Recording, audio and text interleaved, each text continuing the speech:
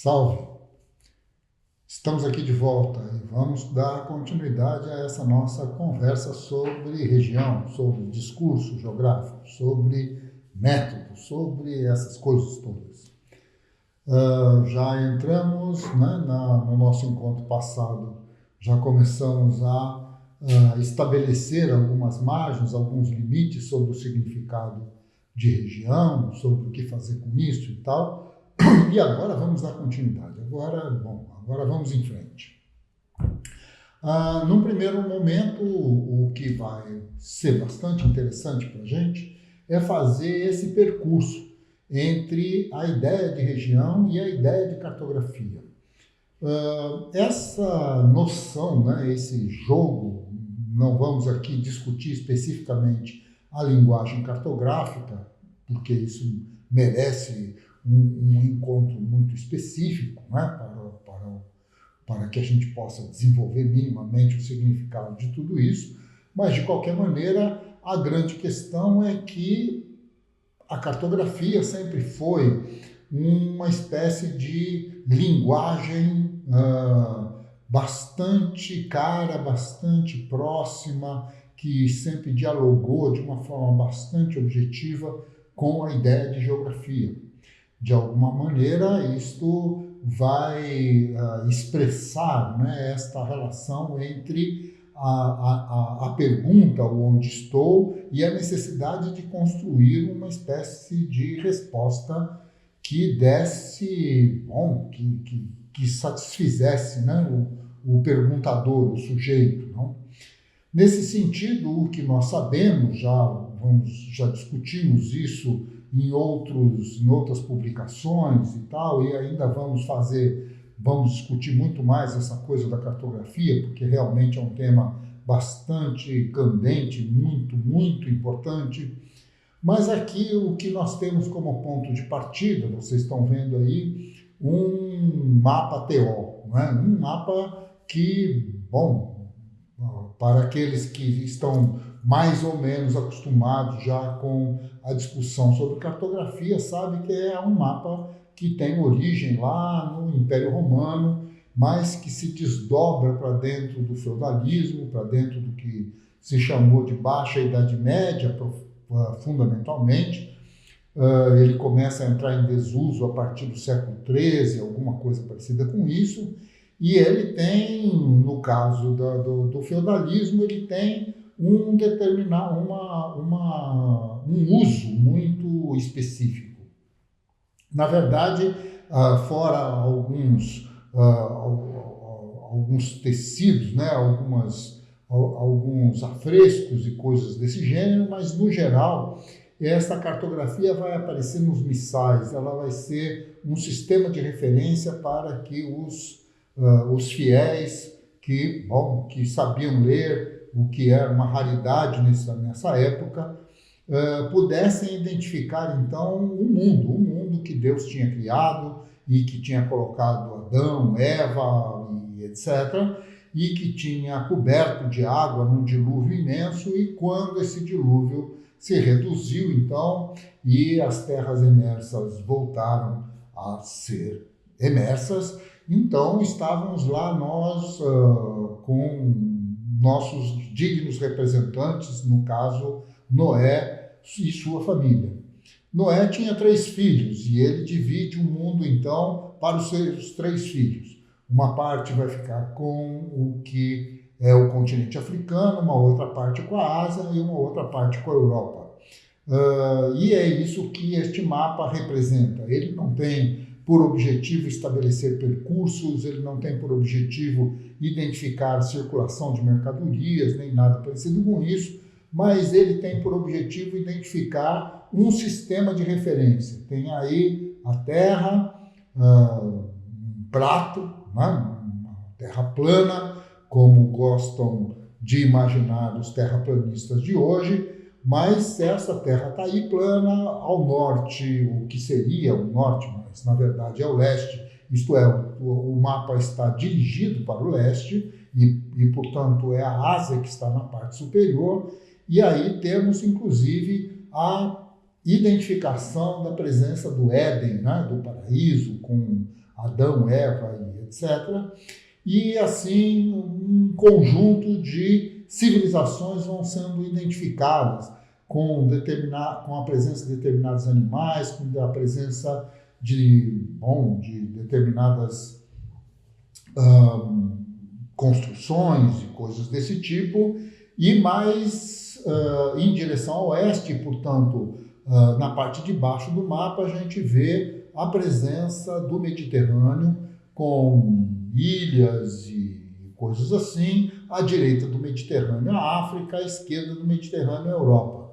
Do ponto de vista dos nossos hábitos, né, de identificação desse tipo de imagem, isto que está colocado aí no mapa TO é realmente bastante difícil de reconhecer. E é justamente por isso, né? Quer dizer, esta parte verde, né, que está colocada aí no mapa e que está bem no centro dele, na verdade é o Rio Don, e que vai dividir, então, a Europa da Ásia, né? Assim, os Montes Urais e coisas assim. De alguma maneira, existe toda uma perspectiva, toda uma maneira de se olhar o mundo e que tem muito a ver com a noção que o catolicismo, que o cristianismo tinha ou desejava passar, né, para os seus fiéis, dessa imensa construção, dessa imensa criação, né, desta maravilha, digamos assim, que é o nosso planeta, que é o lugar onde Deus nos colocou e que temos por obrigação, então, de crescer, multiplicar e dominar o mundo. Essa era a ideia original e que, de alguma maneira, não vai ser somente uma questão do cristianismo, mas do islamismo também e do judaísmo, obviamente. De qualquer maneira, é dentro desse diálogo, né, dessa tensão que a gente começa a imaginar, então, que há uma ideia de mundo, onde estou, onde estamos e onde estar, né, das coisas e das pessoas e das civilizações, das suas identidades e, portanto, justamente neste movimento de distribuir diferentes animais, diferentes construções, vai se criando um sistema de referência que tem por objetivo dizer qual é o lugar do mundo que me pertence e que tipo de coisa devo fazer para continuar ou sobreviver dentro deste sistema de referência. É interessante, né? Porque assim, há aí um recorte, e este recorte tem uma característica temática muito, muito clara, que é justamente a ideia de que, a Terra é um prato, o dilúvio acabou e, as terras imensas ressurgiram e Noé vai dividir o mundo para os seus 3 filhos. Então, essa divisão está aí cartografada, mostrada, documentada e, na verdade, este cartograma ele identifica uma certa ideia de mundo, uma certa perspectiva social, uma certa maneira de se entender as relações, os poderes, as formas, esse tipo de coisa. De alguma maneira, temos aqui um outro mapa, construído em 1530, aproximadamente, 1520, o mapa de Cantino. O mapa de Cantino já tem a presença, inclusive, se vocês veem aí do lado esquerdo do mapa, já tem a presença do que viria a ser a costa brasileira. Claro que com todos os dilemas que envolvem a leitura de alguém que não fazia a menor ideia de como essas terras seriam. E vão colocar, então, palmeiras e coisas desse gênero num lugar onde elas não existiam, onde existia, na verdade, a Mata Atlântica. Mas, Cantino não sabia disso e também não sabia ou não tinha muita clareza sobre o significado do que hoje chamaríamos de América do Norte. Tinha mais dados sobre a África, claro, a viagem de Vasco da Gama já havia se realizado, então havia um conjunto de dados um tanto quanto mais sofisticados e temos aí então a presença da Índia mais bem definida e a própria presença da Península Ibérica, do Mediterrâneo. Então, são relações onde entre a Europa, o sul da Europa, isso que é o Mediterrâneo, o norte da África, o continente africano, com muitos detalhes para a época, evidentemente, e a costa do que viria a ser o Brasil é o que chama atenção dentro disso.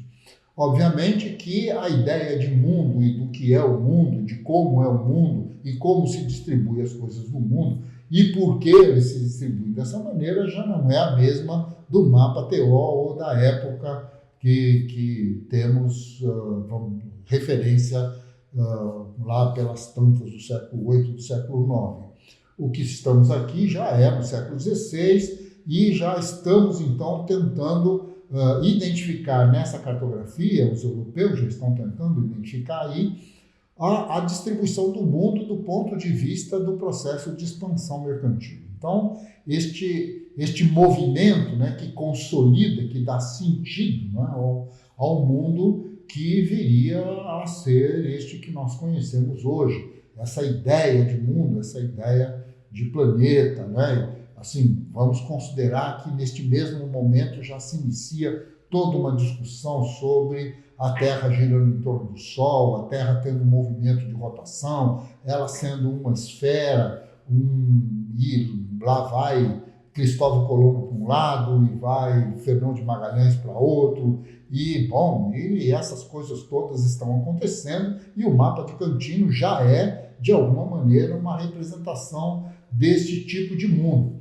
Se cria, né, Cantino se estabelece como um tema, que é a distribuição das terras imersas e dos oceanos, do ponto de vista deste processo de expansão dominado por Espanha, Portugal, principalmente Portugal nesse momento, mas que, de alguma forma, vai dar os contornos, né, desse tipo de divisão do mundo. Onde está o mundo? Onde estou eu? Onde estão as pessoas, as civilizações, as coisas, né? As riquezas, essas riquezas que se procurava tanto, essas tais de especiarias, além das especiarias, obviamente, algumas outras especialidades como ouro, prata, diamante, coisas desse tipo, e na sequência disso a mão de obra escrava e o comércio escravista e a redefinição, então, do significado das terras, a derrubada da Mata Atlântica e as grandes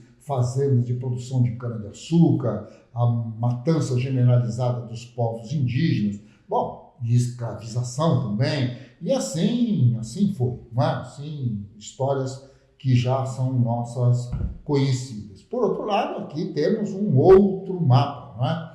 Que vai identificar, então, esta diferença entre as terras portuguesas e as terras espanholas.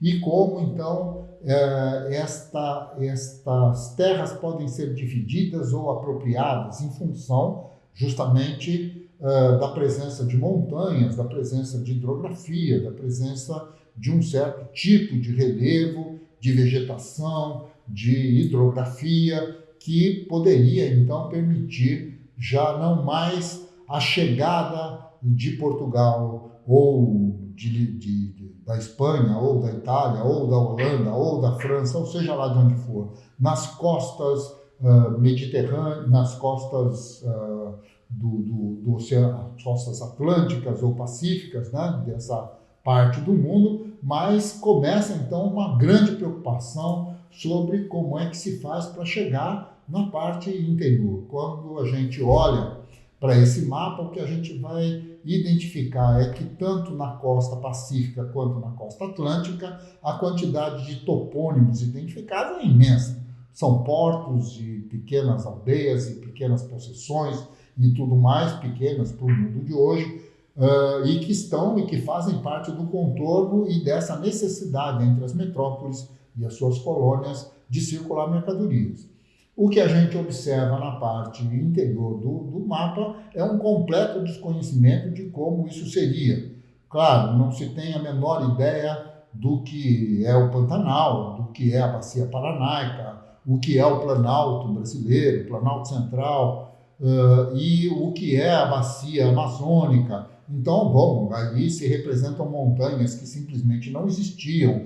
A presença indígena ela vai ficando cada vez mais rarefeita e quando ela acontece no formato até de um certo tipo de antropofagia e, portanto, apontando os riscos que envolvem penetrar para o interior do continente, e assim é, não é? Então, de alguma maneira, tudo isso vai estabelecer um certo tipo de juízo de valor que o colonizador tem em relação às terras que ele quer se apropriar, que ele quer continuar conquistando e da qual ele quer tirar o máximo de riqueza possível no menor tempo possível. Isso é o que está dado. Esta temática, para que ela se realize, obviamente, é necessário que eu tenha sistematizado este processo de distribuição. E é claro, aqui acho que uma questão que envolve todo esse dilema, ela tem que ser colocada para que a gente possa avançar um pouco mais. Que é assim, nós sabemos que este sistema de referência que nós temos em relação a nós mesmos como indivíduos, esse sistema de referência está colocado no plano da nossa capacidade de percepção, naquilo que os nossos sentidos são capazes de se conectar de alguma maneira e o nosso cérebro é capaz de processar. Acontece que a nossa capacidade de sistematização deste mundo pela via de um conjunto bastante sofisticado de relações simbólicas, de linguagens e tal, vai nos permitir pensar o mundo como se nós estivéssemos fora dele. Isto é, vamos pensar o mundo numa outra escala, como se não fôssemos nós mesmos, pessoas, né, que estão olhando este mundo, mas como se fosse um olhar genérico. Esta dimensão, então, que me permite fazer o impossível, quer dizer, a ideia de que o europeu do século XVII, do século XVIII, ele estaria capacitado para ver o continente a partir dos céus, bom, simplesmente sabemos que isso é inviável. Isto aqui é um jogo estreitamente associado a uma relação entre a nossa imaginação, a nossa experiência, a nossa capacidade de observar o mundo e o que nós achamos que o mundo é. E nesse sentido, então, vamos começar a desenhá-lo, isto é, a estabelecer a possibilidade que tanto a gente quanto outras pessoas possam ver o mundo numa outra escala. Isto é a escala de um mapa, a escala que me permite, então, numa parede, numa mesa, num pequeno livro, ver o mundo todo num único olhar, numa única observação. E nesse sentido, então, estas noções que se estabelecem para a cartografia desde o mapa TO, desde muito antes, desde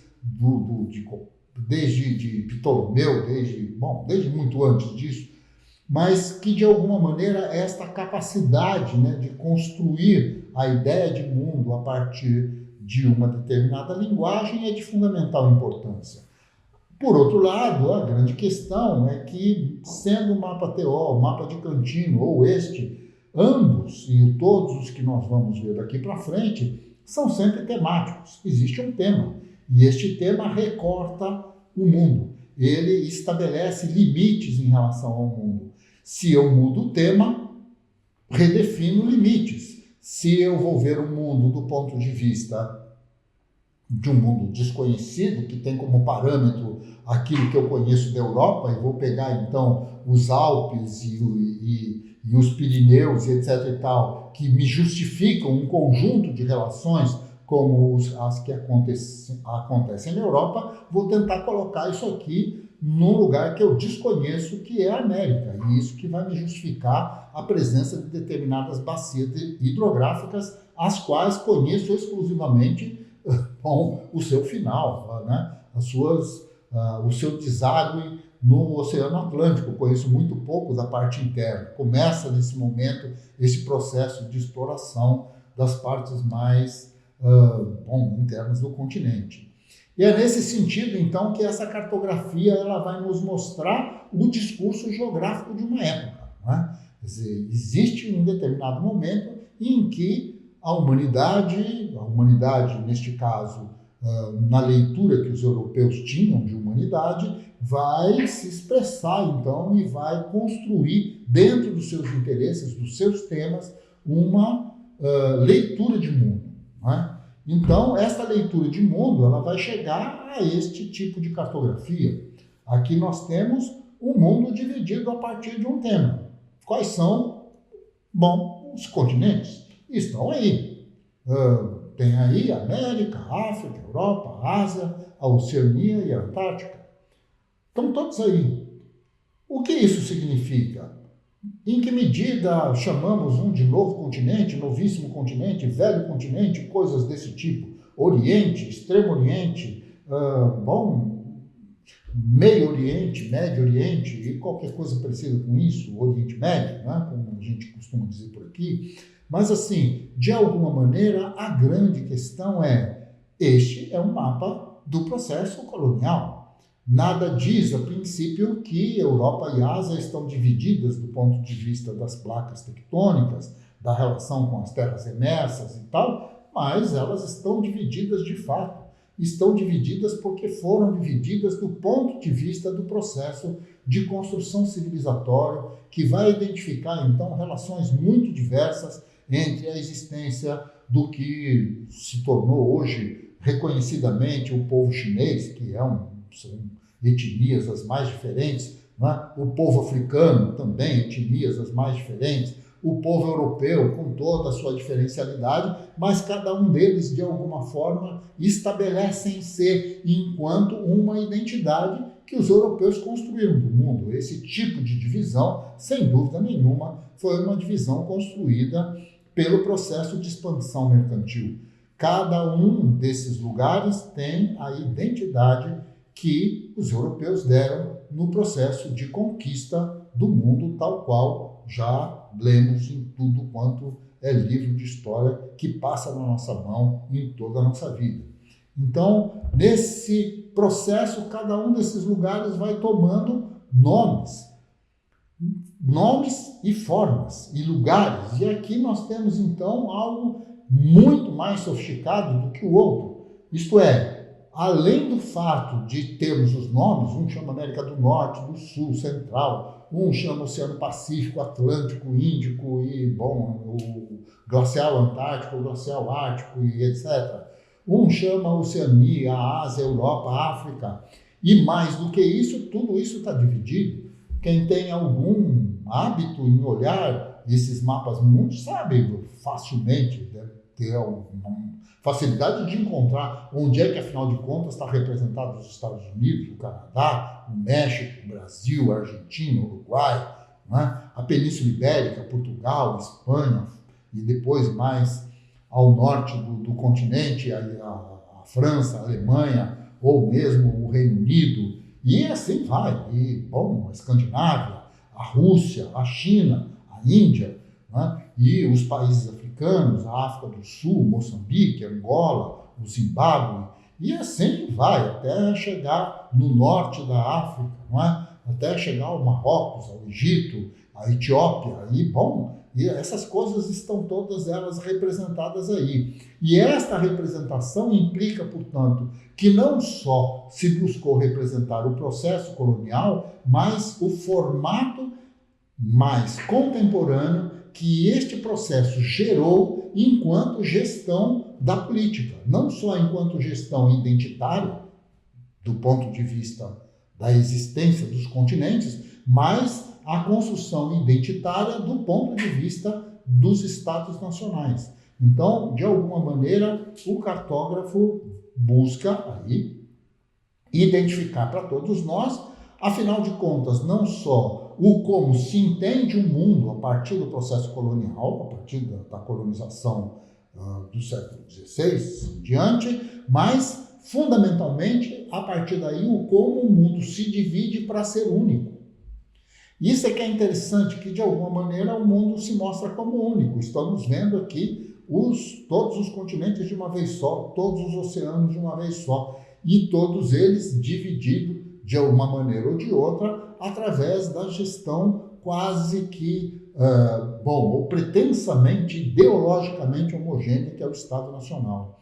Aparentemente, o mesmo parâmetro que divide e define a presença dos Estados Unidos com o Alasca, lá, o seu Alasca, mais o Canadá e tal, esta divisão, ela tem os mesmos parâmetros que divide Moçambique, da África do Sul e da Suazilândia e coisas desse gênero. Assim como vai identificar o Brasil, a Argentina, o Uruguai, tudo parece muito igual, tudo parece muito feito com os mesmos parâmetros. Sabemos que não é assim, sabemos que tudo isso expressa desigualdades imensas, relações imensamente diferentes, que estão relacionadas desde questões de ordem climática, hidrográfica, hidrológica, até questões sociais profundamente desiguais.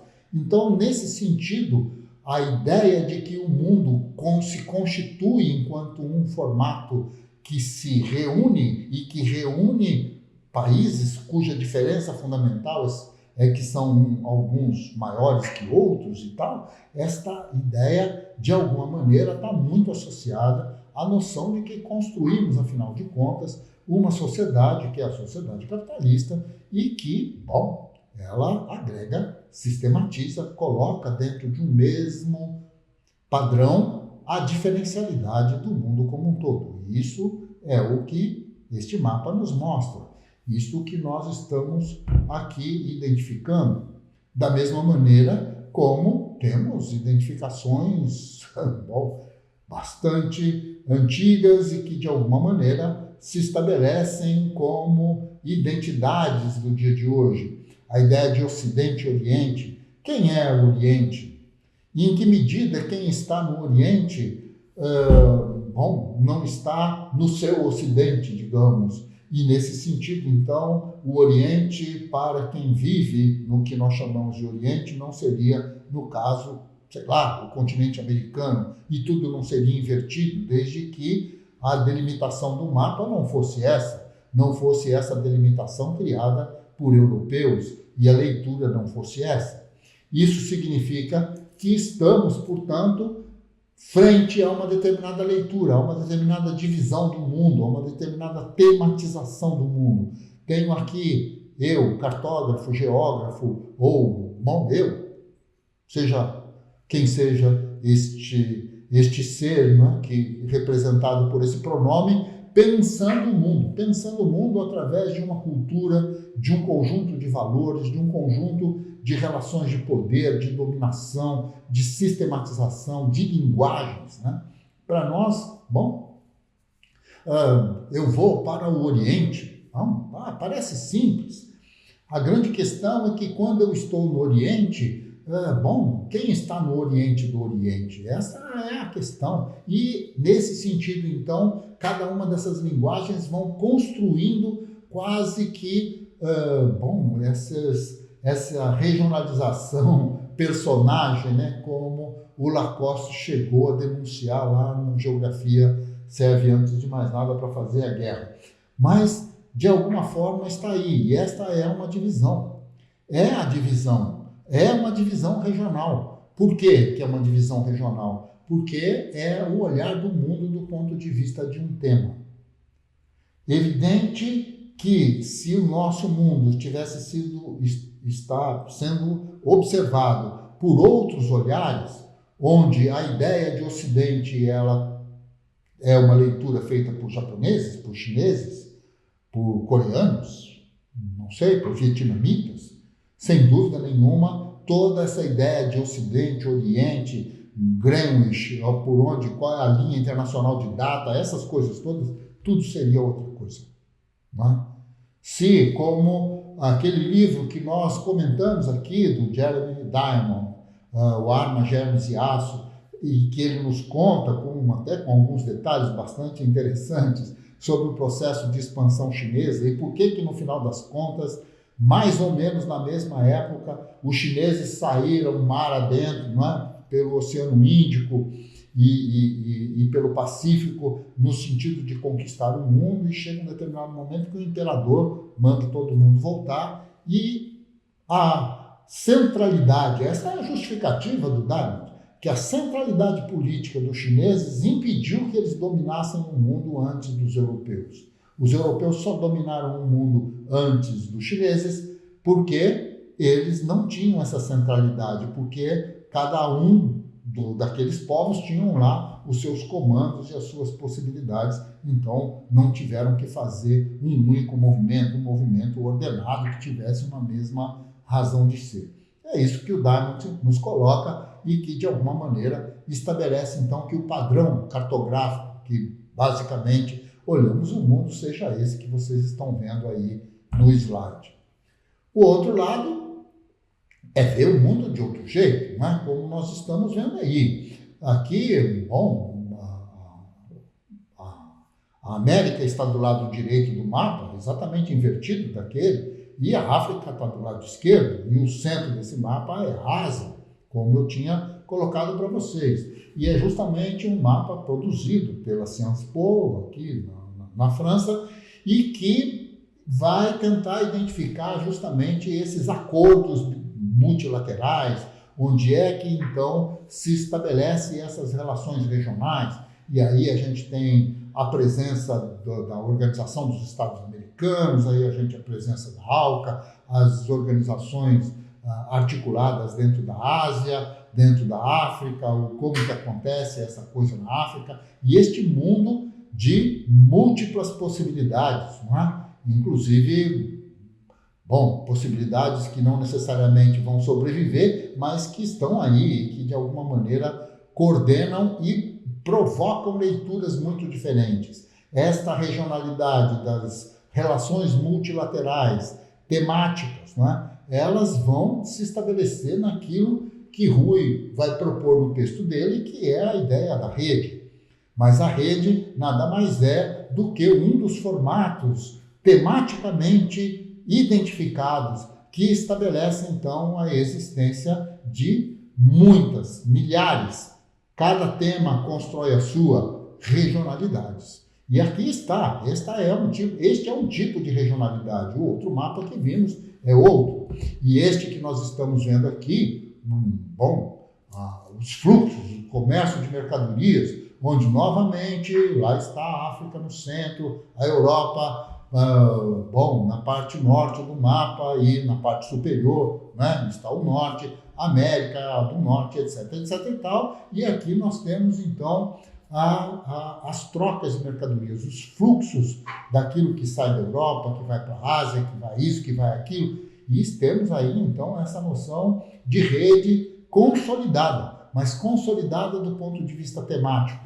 E isso estabelece, portanto, que vamos olhar as flechas que são um pouco mais largas, aquelas que são mais estreitas, aquelas que, portanto, representam fluxos maiores ou menores de mercadorias, o que é mais ou menos importante no meio de tudo isso, e isso nos dá um olhar qualificado para o mundo. Um mundo, como nós dissemos, que a grande maioria hoje, existem alguns que estão transitando aí por esses sistemas de observação terrestre e tal, ou mais que nós, pobres mortais, não temos condição de olhar nessa escala e desse jeito. Mas temos aí uma cartografia que quer nos representar justamente esta divisão qualificada do mundo, de onde parte, para onde vai, quem é que tem o domínio e o controle sobre esse conjunto de coisas, e etc, e etc, e etc e tal. Muito que bem. Nesse sentido, cá está um outro mapa, né? Os setores setores industriais, os setores econômicos na Europa, que são os maiores poluidores, né? Quem polui mais?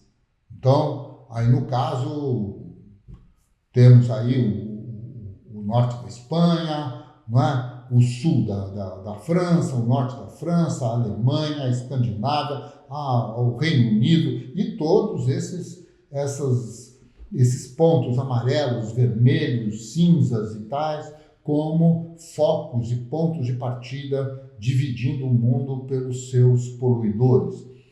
Temos, portanto, um outro tema, a mesma Europa, o mesmo contorno, mas o tema é outro e, portanto, a regionalização não é a mesma. Aqui nós vamos ter este mapa considerado como mapa político, um pouco diferente daquele que nós vimos lá do século XVII, mas, bom, ele está aqui. E aqui já está os seus nomes, tal, os países, e estão todos aí. A grande questão para nós, nessa altura do campeonato, é em que medida tudo isso vira uma leitura de realidade. Mas isso, meus amigos, só no próximo vídeo. Até lá!